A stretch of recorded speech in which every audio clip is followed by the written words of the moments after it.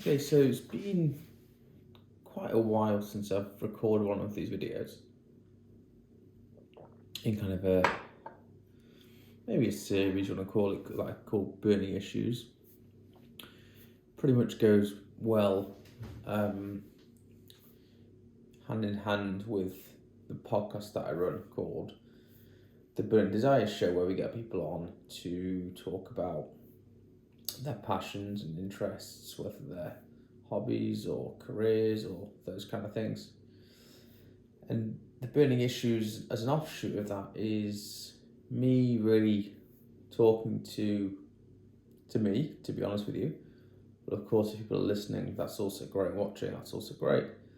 About what I've been thinking and mulling over in the past week or period of time. Could be triggered by something that I'm watching at the moment.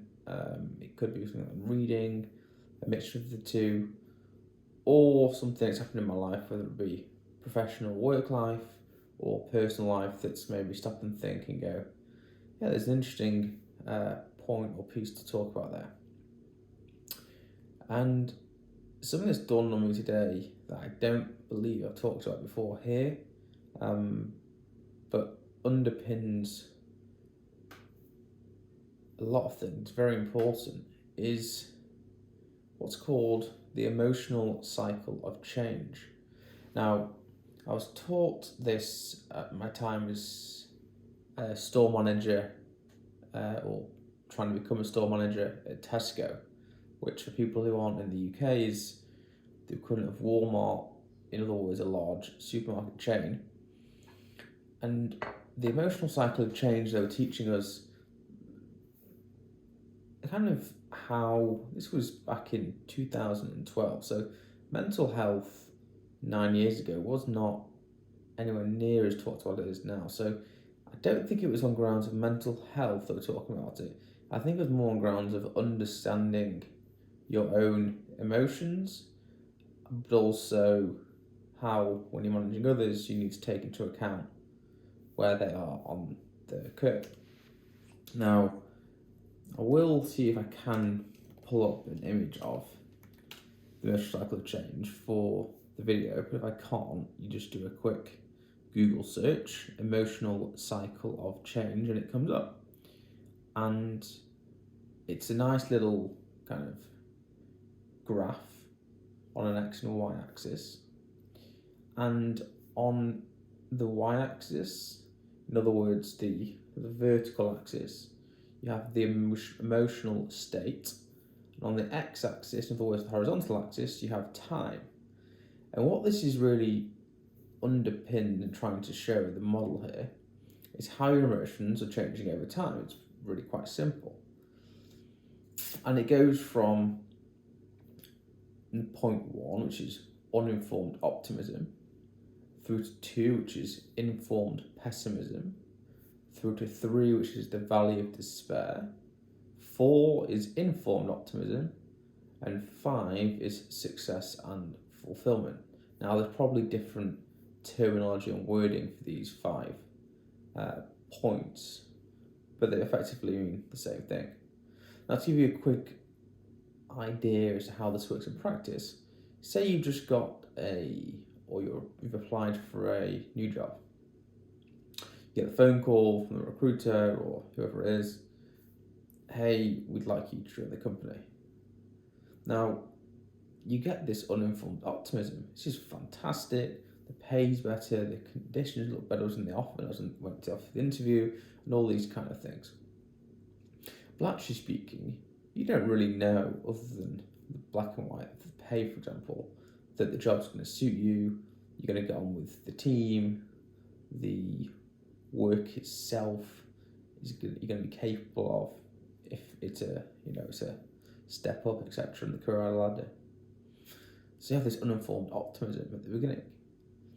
And then maybe a day or two before you are due to start, you start to doubt whether or not you want to do this, what your colleagues are going to be like, what's your manager going to be like, etc., etc., etc. And you kind of start going down into a bit of more of a pessimistic or negative state.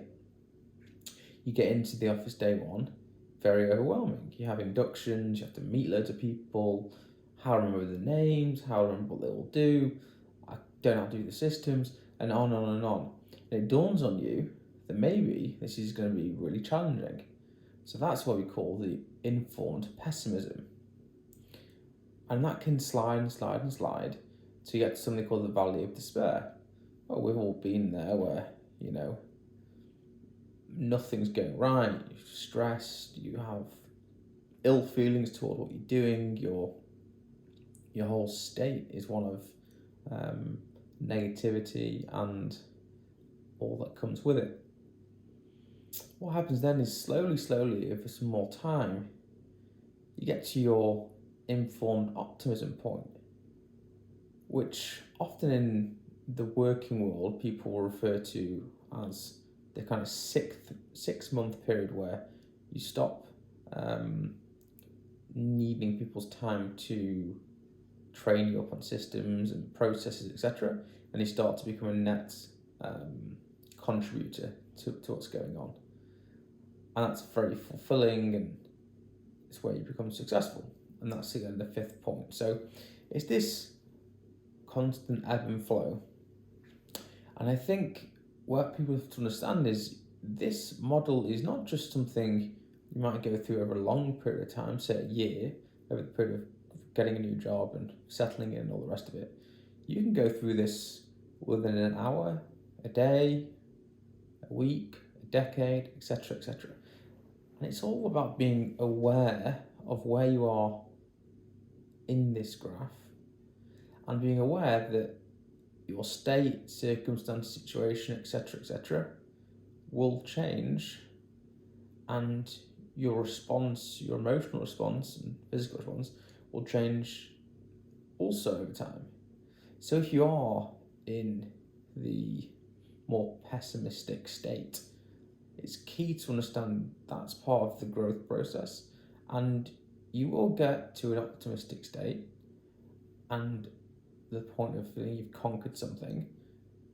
Crucially, you have to go through that kind of valley of despair sometimes in order to get to the peak of the overcoming the hurdle, as it were. And similarly, when you're at that kind of top of that peak, be aware that you'll still go through this cycle. It might just be different the way you go through it. But that's today's message, is to look into the emotional cycle of change and really be aware of the different states of being and how that can affect you day to day, week to week, month to month, in your relationships, your work life, your personal life, and all of the above.